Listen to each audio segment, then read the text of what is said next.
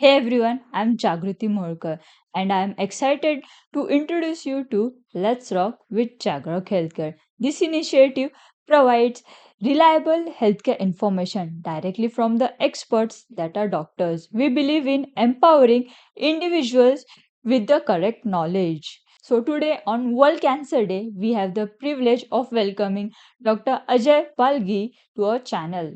Let's learn from the best. नमस्कार, मेरा नाम डॉक्टर अजय बल्की।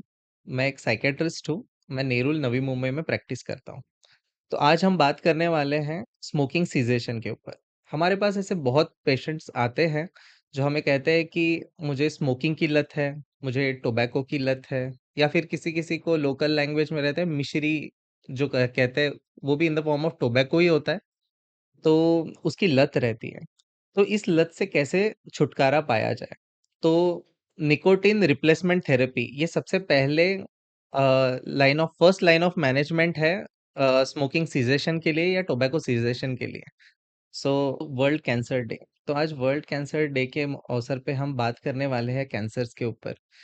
किस-किस चीज़ के कैंसर्स होते हैं? लंग कैंसर, हार्ट से related cancers, GI related cancers, पेट के रिलेटेड कोई भी कैंसर्स होते हैं, liver related cancers, mouth cancers, ऐसे अलग-अलग प्रकार के कैंसर्स होते हैं। तो उसमें काफ़ी कॉमन जो रहता है वो है माउथ कैंसर। तो माउथ कैंसर के क्या-क्या रीज़न्स हो सकते हैं? तो जहाँ पे हमको बहुत मोस्ट कॉमनली पता है टोबैको जो सबसे ज़्यादा कॉमन है माउथ कैंसर कॉज़ करने के लिए। तो टोबैको को किस-किस फ़ॉर्म में लोग यूज़ करते हैं? तो कोई उसे स्मोक करता है, कोई च्यू करता है, तो कोई मिश्री के फ़ॉर्म में उसको यूज़ करता है। तो ये अलग-अलग फ़ॉर्म ऑफ टोबैकोज़ है जो लोग यूज़ करते हैं। तो इससे एग्ज़ैक्टली होता क्या है? तो बार-बार निकोटिन का सेवन करने से, टोबैको का सेवन करने से, तो वहाँ के सेल डेड होने लग जाते हैं। तो सेल डेथ होने के कारण रिपीटेडली वहाँ पे उसका यूज़ होने के कारण वहाँ पे कैंसरस सेल की ग्रोथ होती है। तो फिर हम उसे कैंसर बोलते हैं। तो इसको अर्ली डिटेक्ट करना और उसको ट्रीट करना, यही बेसिकली आज इफ़ेक्टिव मेथड है उसके उसके ट्रीटमेंट में। कैंसर आजकल देखा जाता है कि मोर देन 50% कैंसर हमें एक 3rd स्टेज, 4th स्टेज पे ही पता चलते हैं।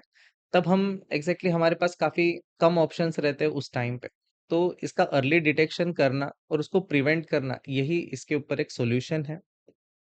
सो कहते हैं ना कि prevention is better than cure. So prevention में हम क्या-क्या यूज़ कर सकते हैं? तो टोबैको सीज़ेशन प्रोग्राम इम्प्लीमेंट करना। तो इस सीज़ेशन में क्या-क्या यूज़ होता है? तो ये हमारे पास सबसे पहले टोबैको को रिप्लेसमेंट थेरेपी हम देते हैं, जिसमें टोबैको सीज़ेशन करने के लिए या निकोटिन रिप्लेसमेंट थेरेपी जिसे हम कहते हैं, जिसे निकोटिन के पैचेस आते हैं, निकोटिन के स्प्रेज़ आते हैं, निकोटिन गम्स, निकोटिन लोजेंजेस आते हैं। तो इसे हम कैसे इम्प्लीमेंट करते हैं? बेसिकली हम इसे कहते हैं कि आप गम्स का यूज़ करो, जिसमें कोई इंसान दिन में 10 गम्स अगर यूज़ कर रहा है डेली, तो हम उसे टेपरिंग फॉर्म में यूज़ करते हैं कि पहले 1 हफ्ता 10 गम्स यूज़ करे, फिर धीरे-धीरे उसको 8 गम्स पे आए, फिर धीरे-धीरे उसको 6, फिर 4, फिर 2, ऐसे करके उसका टेपरिंग ऑफ गम्स का किया जाता है। फिर उसके बाद हम यूज़ करते हैं निकोटिन रिसेप्टर ब्लॉकर्स, जिसमें आता है वर्निक्लिन, जो ये काफ़ी इफ़ेक्टिव ड्रग है। एफडीआई ने भी इसे अप्रूव किया है। तो निकोटिन रिसेप्टर को इफ़ेक्टिवली ब्लॉक करता है, सिलेक्टिवली ब्लॉक करता है और उसका इफ़ेक्ट दिखाता है। तो varenicline is one of the best medicine to use in tobacco cessation right now. So इससे क्या होता है एग्ज़ैक्टली? तो वर्निक्लिन क्रेविंग कम कर देता है। जो इफ़ेक्ट्स मिल रहे थे टोबैको के कारण या स्मोकिंग के कारण, उसको ब्लॉक कर देता है। तो ये काफ़ी इफ़ेक्टिवली यूज़ कर सकते हैं हम टोबैको सीज़ेशन में। सो इसके अलावा lifestyle changes, counselling method, basically किसी का हम टोबैको तभी छुड़ा सकते हैं जब तक उस पर्सन की विलिंगनेस रहे। अगर पेशेंट नहीं चाहता है कि उसका टोबैको छूटे तो हम उसको कुछ भी नहीं कर सकते। लेकिन डेफ़िनेटली हम उसे काउंसिल करके, उसकी इच्छा देख के हम उसमें ट्रीटमेंट इम्प्लीमेंट करते हैं और हमारा प्लान करते हैं, plan of action.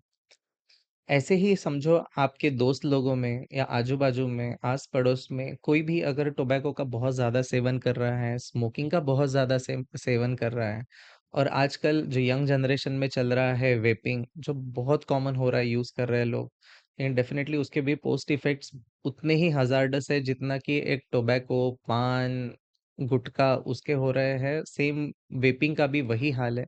Waking vaping से भी आज लोगों को कैंसर डेवलप हो रहा है। सो ऐसे किसी दोस्त या आजू-बाजू कोई भी इंसान आपको ऐसा लगता है कि वो बहुत ज़्यादा स्मोकिंग एडिक्ट हो रहा है, टोबैको एडिक्ट हो रहा है, तो डेफिनेटली प्रोफेशनल की हेल्प लें। साइकियाट्रिस्ट को दिखाएँ या कोई भी अपने दोस्तों से बात करके एक प्रोफेशनल की हेल्प लें, जिससे हम उस इंसान को उस चीज़ से दूर रखें और डेफ़िनेटली उसको कैंसर जैसी महामारी से हम दूर रखें। मेरा नाम डॉक्टर अजय बल्की, मैं मानक हॉस्पिटल में काम करता हूँ। मेरे यहाँ पे आईपीडी, ओपीडी दोनों फैसिलिटीज़ है। सो जिस किसी को भी इससे रिलेटेड और इन्फॉर्मेशन चाहिए, वो कॉन्टैक्ट कर सकते हैं मानक हॉस्पिटल, नेरुल, नवी मुंबई में। Thank you.